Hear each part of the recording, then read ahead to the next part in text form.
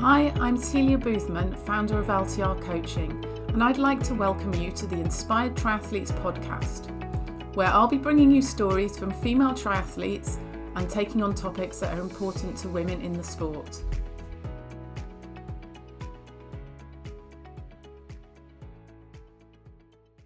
Hello and welcome to today's episode. I'm so happy you're here joining me today. Today I want to talk about some of the mistakes that I see triathlon coaches making. And as both a triathlon coach and someone who's been coached, I've had a bit of a front row seat into what works and what really doesn't when it comes to helping athletes succeed. Coaching goes way beyond just writing someone's training sessions. It's about connection, communication, and building a plan that fits into a real person's life. In today's episode, I want to share a few of the most common mistakes I see triathlon coaches make. This isn't about calling people out, it's about opening up a conversation and sharing lessons that can make the athlete-coach relationship so much better for everyone involved. So let's dive into it. So mistake number one, not planning ahead. This one, it drives me a little bit crazy, especially at the moment because I'm on the receiving end of it with my husband. One of the main jobs of a coach is to reduce stress for their athletes, not add to it. And yet I see this all the time. Coaches who forget to load sessions in advance or leave things until the very last minute. This year, for example, as I mentioned, my husband is training for Ironman Wales.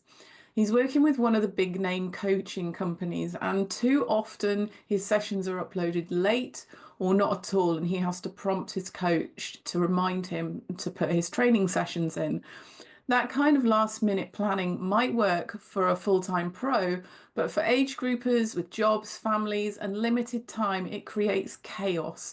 Athletes need a framework. Sure, we can and we should adapt when life happens, but having a plan in place helps people to schedule, pool time, organize family life, and also mentally prepare for the week so we know what's coming up. A bit of structure goes a long way in reducing stress and keeping everyone, the athlete and the family, because they are your support network, in a good place. Mistake number two, leaving communication up to the athletes. Another big one. So relying on athletes to initiate all of the communication. A lot of coaches expect the athletes to reach out when they need something or to book catch-ups themselves. And while that might sound reasonable, it's actually a recipe for missed information and missed opportunities. In my experience, many athletes won't speak up unless they're invited to.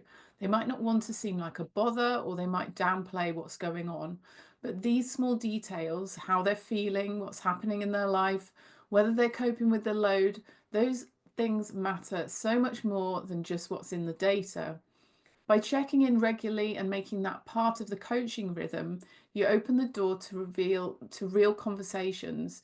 And honestly, some of the most important things I've learned about my athletes have come from these casual chats, not their Garmin files. You'd be surprised the amount of times I've found some big life-changing event has happened when we've discussed what's going on in an athlete's life. Mistake number three, a one-size-fits-all training plan. So let's be honest, generic training plans are tempting. They're easy to scale, and for some athletes, they actually work okay. But if someone has a big goal, and especially if they're investing time, money, and energy into working with a coach, they really deserve more than a cookie cutter approach. Training for an Ironman or 70.3 requires a certain volume, yes, but not everyone can handle that volume the same way. Life stress, work hours, kids, sleep, it all matters. And if an athlete can't consistently hit their sessions, they start to feel like they're failing, and that can quickly drain motivation. So a personalized plan meets the athlete where they are and makes the most of the time, energy they do have. And honestly, it's a much smarter and more compassionate way to coach. So to recap, we've covered the three common mistakes that triathlon coaches make: not planning ahead and leaving athletes scrambling at the last minute, relying on athletes to initiate communication, which can lead to missed opportunities and misalignment, using generic one-size-fits-all plans instead of tailoring training to the individual's life goals and capacity, These might seem like small things on the surface, but they can make a massive difference in the overall training experience and ultimately in your performance. So, whether you are a coach or an athlete, I hope today's episode gave you something to think about. Great coaching isn't just about the workouts, it's about relationships, consistency, and support. If we can get those foundations right, then the results tend to follow. If you enjoyed this episode, make sure to subscribe or follow the show. There's more coming. We talk a lot about recovery, realistic expectations, goal setting, all manner of things that are going to help you on your triathlon journey. As always, I'd love to hear your thoughts. Feel free to reach out, share your own experiences, or let me know what you'd love to hear more about in future episodes. Thanks for listening and happy training. Thanks for listening today. Have a great day. Take care. Bye for now.